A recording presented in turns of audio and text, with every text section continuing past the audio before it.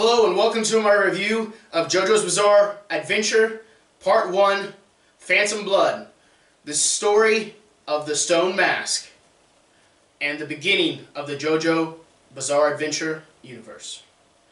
I'm reviewing the hardcover edition of Jojo's Bizarre Adventure Part 1, Phantom Blood, that was released in 2015, probably due to that's when the anime came out for it. Prior to this, Shonen Jump had published JoJo's Bizarre Adventure Part 3 Stardust Crusaders just as JoJo's Bizarre Adventure in the paperback form. But these are hardcover volumes of manga here. They're actually, the page is actually bigger if you compare it to, you know, just the regular manga that Shonen Jump has. They're significantly smaller. I mean, yeah. So it's a bigger book, and it's hardcover. The price is double, though. It's $19.99 MSRP compared to $9.99. But I would say it's worth the price, because I feel like JoJo's Bizarre Adventure is a premium manga. And then also in each volume, there's a page that is by Hirohiko Araki, the creator of JoJo's Bizarre Adventure, and he talks about the character that's on the main cover, and talks a little bit about you know, what he was thinking when he wrote the comic. But this is the very first part of JoJo's Bizarre Adventure, as I said, and it sets up the rest of the manga very well, in my opinion. It is an interesting series. There's only 3 volumes. All of them have more than the standard $9.99 manga. There's more chapters in it, so you're getting a good quality, good quantity for your buck. It's really good. I think it's a great book. If you like manga or comics, I would highly suggest that you read it. But then I'll go into the story. Another good thing about these hardcover ones, there are some color pages, just a few, that you get to see in full color, which is kind of cool. And then they also have these ones that got like orange in it, you know, so it's not really color, but I mean it's got a little bit of color compared to, you know, just the regular black and white pages. But part 1 starts off, and it's with the prologue basically, and it explains that the mask that's, you know, featured, that plays a prominent role in the story, was created by the Aztecs, and that if you put blood, if it gets blood on it, then these spikes come out, and it'll grant you immense power. Eternal life is mine, he says. So that's basically how it sets it up. And then it goes to England in, like, what year was it? 1880 or something like that. And it starts off with Dio Brando, the villain of the story, and who later becomes the villain of Part 3. There's some flashbacks showing his dad stealing from what is this? Jonathan Joestar's dad. I think his name's George. And then his dad dies, and then he gets sent to live with the Joestars, because Jonathan Joestar's dad, Jojo's dad, thought, you know, his dad had helped him, even though he didn't when he got in a carriage crash. And Dario Brando, Dio's dad, was just trying to steal from him. So he shows up, you know, and he kicks Jojo's dog to start off with. So he's very quickly establishes with their first interaction, you know, that he's kind of a jerk. But, I mean, some people just don't like dogs. So, and then, you know, he went to help him, and then he hits Jojo. He's just not really nice. And then, you know, they're boxing, you know, having fun, and they're fighting, and then then Dio pokes him in the eye after he punches him in the face. So Dio establishes very quickly that, you know, he's a jerk and the villain of the story. Then Jojo, he falls for this girl named Irina Pendleton, and then later on, Dio kisses her, stealing her first kiss from Jojo. And then, you know, she's so mad she's drinking water out of a puddle to wash her mouth out. And then Dio slaps her. So he's a bad guy, hitting women and all that, you know? And so then after that, it's like Arena Pendleton doesn't want anything to do with her. And then a way to get Dio mad. Well, he gets mad at Dio, you know. And they fight. And then, this is a pivotal moment, blood gets splurted onto the mask. And then they see it activate off the wall. Jojo thinks that he's the only one who noticed, but Dio noticed it too. And then in a way to get back at Jojo, there's this box in the incinerator, and the guy sets it on fire, you know, and then he hears a sound, and it's Danny the dog, which was Jojo's beloved dog and pet, and Dio had put him in there, and he gets burned alive. So, pretty brutal, even for, you know, animal cruelty. I feel like that's a feature in JoJo's Bizarre Adventure. There's always some dog getting hurt or killed or something. And then he sees Arena and she doesn't talk to him. And so JoJo lives a sad, lonely life after that. And then there's like a time skip, and 7 years pass, and they're getting done with college. JoJo and Dio is. And you know, they win the rugby game, and everyone thinks that they get along, but in reality, Jojo feels like Dio's just acting like they're getting along, and they don't like each other. Jojo's dad and Dio's adopted father, he's sick, and basically Jojo finds a letter from Dario Brando, which was his dad, and he describes the same illness that the dad's going through. So Jojo puts together that Dio poisoned his dad and is now currently poisoning Jojo's dad.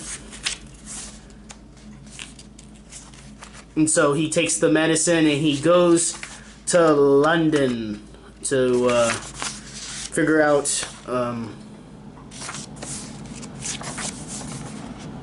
what the medicine is made of. Right? And so when he's there, he gets into a fight with some street hooligans, and this is when they introduce EO Speedwagon, this guy right here, who is the guy who starts the Speedwagon Foundation that helps them later on in the other parts of JoJo. Basically, the Speedwagon guy becomes friends, right? And then later on, Jojo, he was studying to be an archaeologist, and his main thesis was about the stone mask. Dio was studying law, which is funny because all he does is break laws in this comic book. And he decides to put the mask on a guy and see what happens, right? And then he thinks like nothing happens, you know, but then he gets back up and he almost gets killed. But the guy turns into like a vampire-like creature, and he's super strong. Like he hits the wall, and then it just destroys it. I really like the artwork. I think it's good. It's not they don't Hirohiko Araki doesn't draw the characters too much like, you know, like typical anime characters with wild hair. They look more like normal people, I guess you could say. But he finds out that, you know, it gives you immense power, but the sunlight destroys him because the sun goes up and destroys the guy that he put the mask on, and Dio's able to, you know, survive barely. But then he goes back home, and Jojo has found out that he was trying to poison him, and Dio still has the mask, and so then the cops show up to arrest him. And then he puts the mask on at the end of Volume 1, and it's activated with Jojo's dad's blood, because he stabs him. He goes to stab Jojo, but his dad jumps in front of Jojo. Jojo's dad steps in front of Jojo, and he gets stabbed in the back, and the blood activates the stone mask. And then that's how it ends for Volume 1. Volume 2, of course, picks up from there. And his dad, Jojo's dad, gives him parting words. When it first activates at the beginning of this volume, the cops shoot him. Boom, boom, boom, boom, boom, boom, boom, boom, boom. And you presume he's dead. And then the inspector guy, he has a flashback of how he could have kept Dario Brando in jail. And then this is one of my favorite scenes. They see that Dio's not there, right? And then he's like, "Get away from the window," Speedwagon says. And then the inspector just gets his head obliterated. Like, he just hits him, and that's how strong he is. He can just knock people's heads off. I really like how the eyeball, one of his eyeballs popped out, and it's right there against the glasses.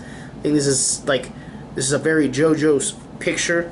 It's kind of like, you know, like horror, but it's a really, the artwork's really good, I think, in my opinion, and the story's interesting.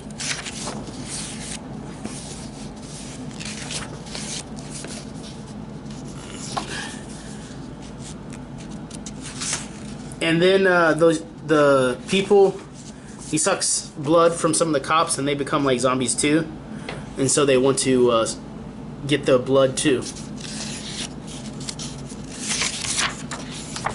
I marked some pictures that I thought were cool.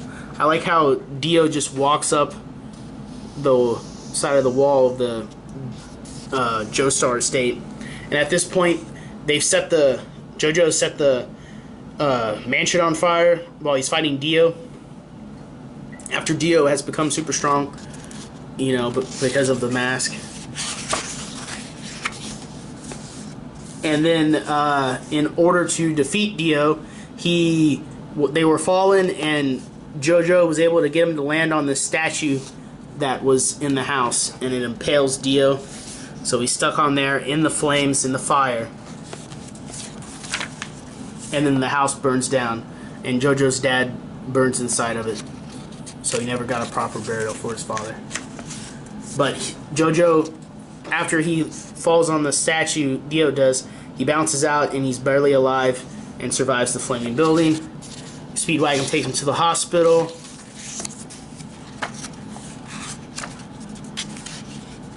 And then you find out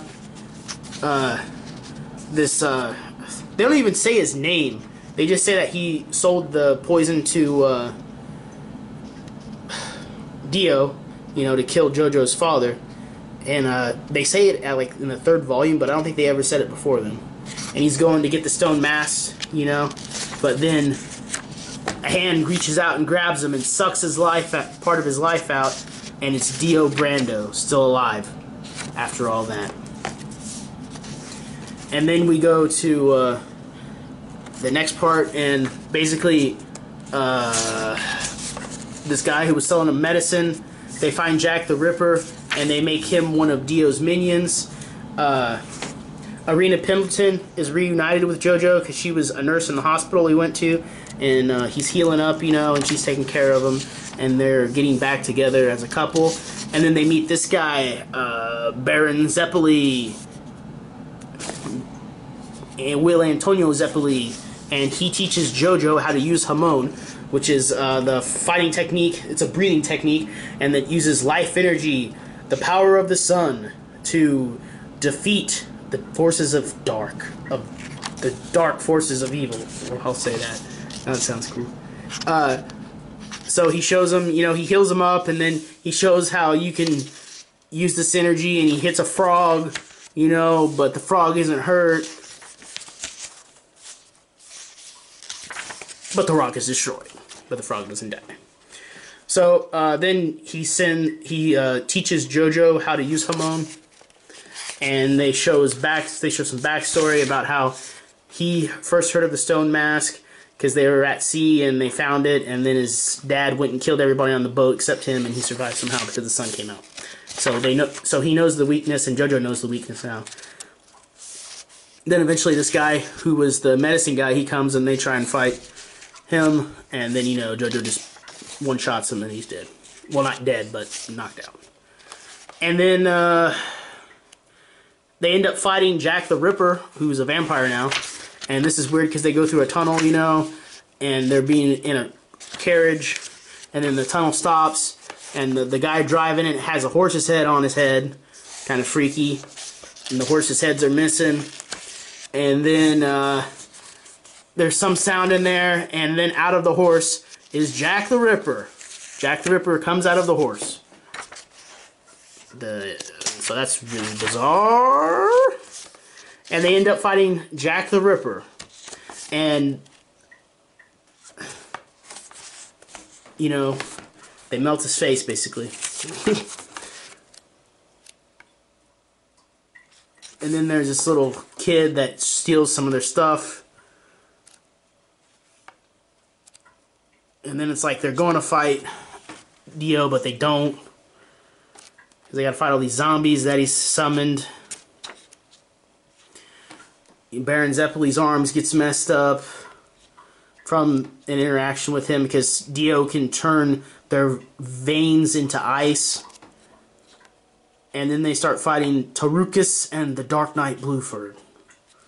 Tarukas is this big guy. The Dark Knight Blueford is this guy. He's got long hair, and he can use his hair to grab stuff and use a sword, which reminds me of the one girl in Part 4 that uses the hair as a stand. So maybe they got that. He got that idea from this character. But they end up fighting the Blueford guy. Well, they show their backstory because they're supposed to be knights from actual real life. And then that volume ends, you know, with them, with Jojo about to fight Tarukas and Blueford.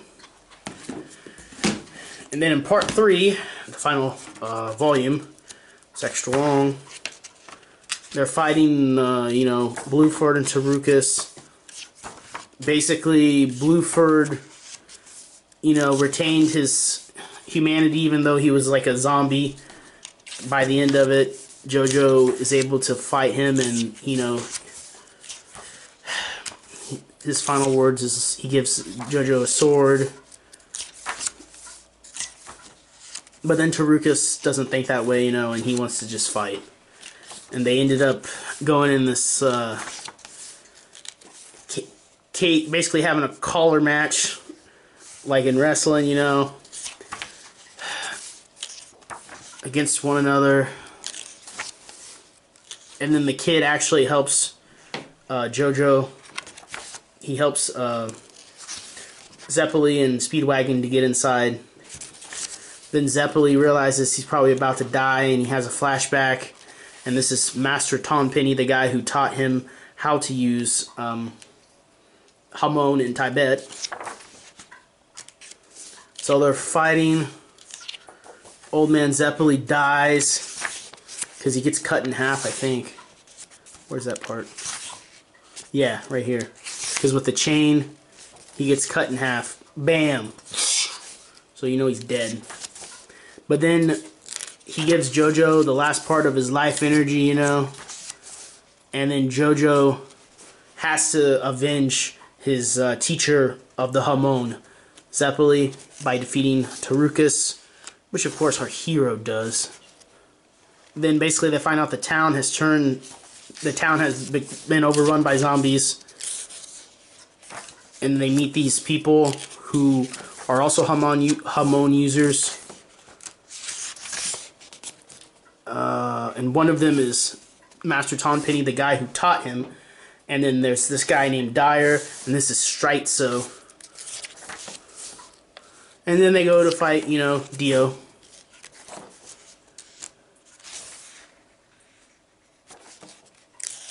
And there's all kinds of people they're trying to fight, and they save that Paco kid's sister. And then it ends up being Jojo versus Dio. The Dyer guy gets killed, and he throws a rose at Dio's face and scratches his face, and it makes Dio really mad.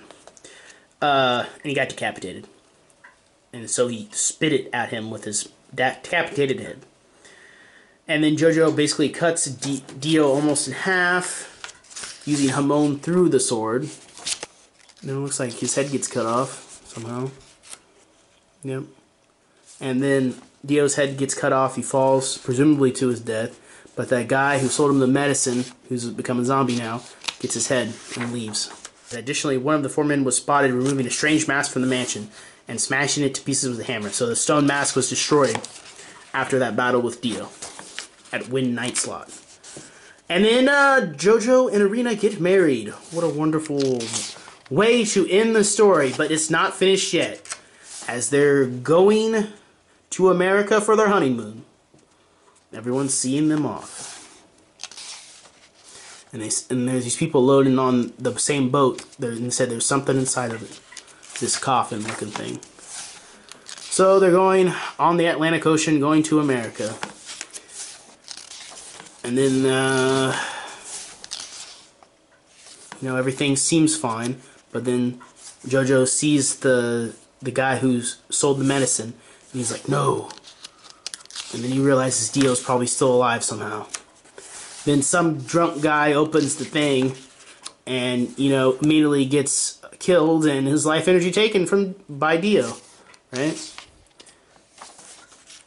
And so Dio's just a disembodied head at this point. And so Jojo still has to fight him. And he's able to shoot lasers out of his eyes somehow. And it goes in Jojo's throat. So now they're in the bowels of the ship fighting. And then there's zombies everywhere, overrunning the ship. People getting their heads melted. So he finally dies. The guy who was selling the poison. And they finally say his name. Jojo did something to Wong Chan's body. The hormone isn't destroying his body, it's reorganizing his cells, making their functions go haywire.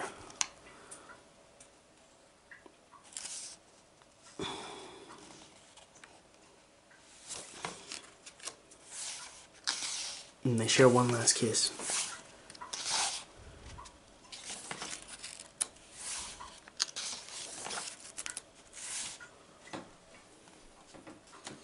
And he says it's okay to cry, but you have to live. Because there was some baby they found that the mother was trying, her mother was trying to protect from the zombies. So then Irina has to take the kid, and she can't die with her husband. Dio's still out here trying to fight with just his head.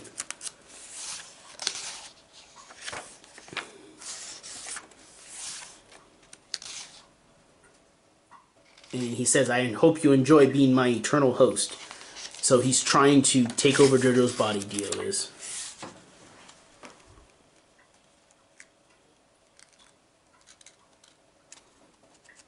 And he's holding on, so Jojo's holding on to Dio's head, and the boat is on fire, I think. And he dies. February 7th, 1889. Jonathan Joestar dies. The main character of part 1. And the ship is in flames. And Irina and the baby survive floating on Dio's coffin that he was in. And then it shows all the people who were in the, you know, all the people who died. Well, no, that Tom Penny guy. Well, no, did he die? No, not everyone died in this picture, but a lot of them died. And then that's it. Phantom Blood 1. And Irina's floating in the coffin, and they say, what part was that? The new life that was inside me then will surely hear of him as well. So Irina was pregnant at that time with the next generation of Joestars. So that is JoJo's Bizarre Adventure Part 1, Phantom Blood. In a nutshell, it is a very good series and a very good beginning to the series. It sets up a lot of things for future parts, and I would highly recommend reading this. If you can't get them at a library, they're $20. I know it's double the price as a normal Shonen Jump manga graphic novel, but I would say it's worth it if you like good manga, I guess. And if and you gotta see what the art style was like. I think the art style is pretty good. I would highly recommend it. And That's all I gotta say about it. JoJo's Bizarre Adventure, Part 1, Phantom Blood. It's good.